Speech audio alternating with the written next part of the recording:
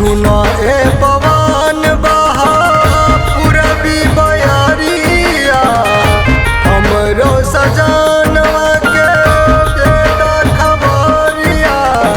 सुना ए पवन बहा पूरबी बयारिया हमरो सजनवा के देता खबरिया। जाने कहाँ होई है पवना उभेस में पलमुआ मोरा जियत होई है के तना कलेस में सजनवा मोरा जियत होई है के तना कलेस में।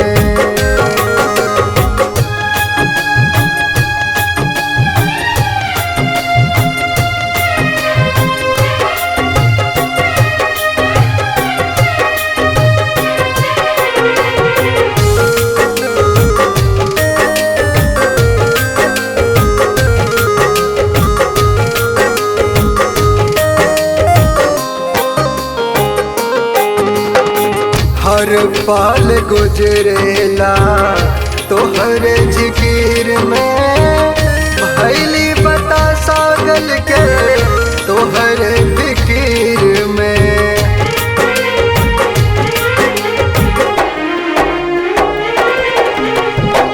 हर पल गुजरेला तोहरे जिकिर में भैली बता सागल के तोहरे फिकीर में। तो दिन गुजरेला पगली के भेस में हो दिन गुजरेला पगली के भेस में पलमुआ मोरा जियत होई है के तना कलेस में सजनवा मोरा जियत होई है के तना कलेस में।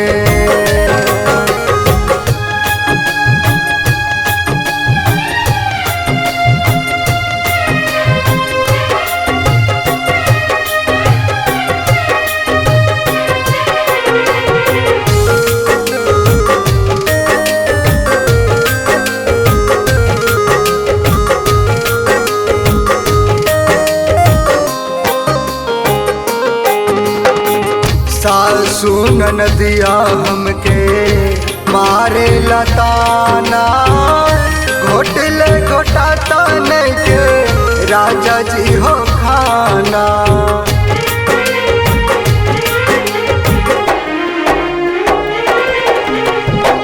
सकल सलमान राज से मारे लताना घोटले घोटात नहीं के राजा जी हो खाना। पवन दास बसल बारे परदेस में